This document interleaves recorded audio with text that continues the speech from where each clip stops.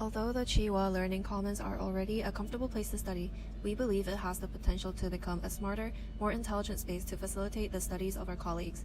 In order to demonstrate our ideas, our team chose Study Room 1 and incorporated intelligent aspects that we thought would greatly enhance the study environment.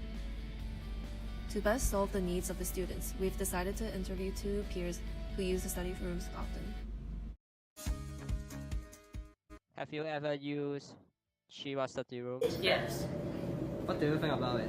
I think it's normal, not good, not bad. I think it's can improve. What's your opinion if it's going to be built? I think it can be more multifunctional. More things can be added to there. What's your opinion if the Chiwa study room is going to use the idea of biometry? You mean like a bird nest? That's great. Have you used Shiva study room before? Yes. Do you think it is good, and does it need any improvement? It is quite good. Maybe it can be more intelligent.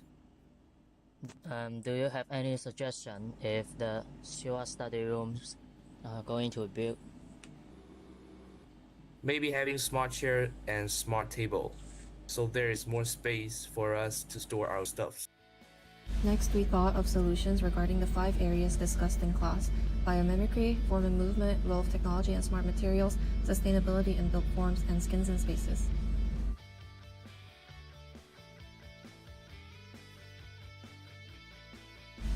Honeycomb structures are natural or man-made structures that have the geometry of a honeycomb to allow the minimization of the amount of used material to reach minimal weight and minimal material cost.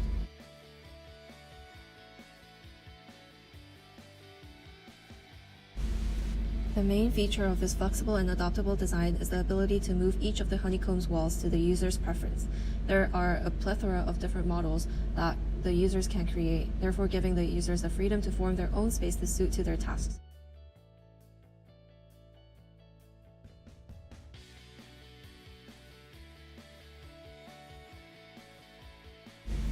Each chair would have sensors on the seats that sends a signal to the control board outside the room once it reaches a certain temperature. Once the signal is received, the control board outside the room will show the seat as taken.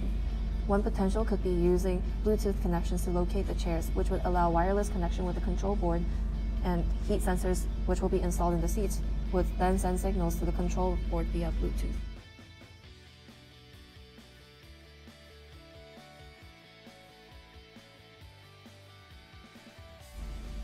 The hexagon has been proved to be a resource-efficient shape.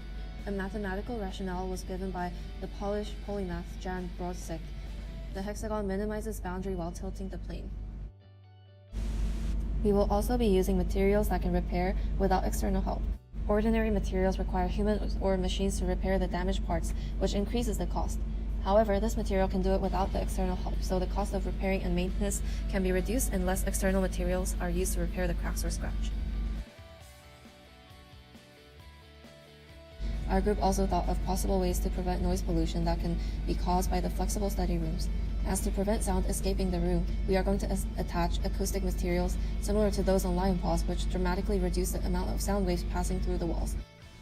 Last but not least, we hope this dream can become a reality. Thank you for watching.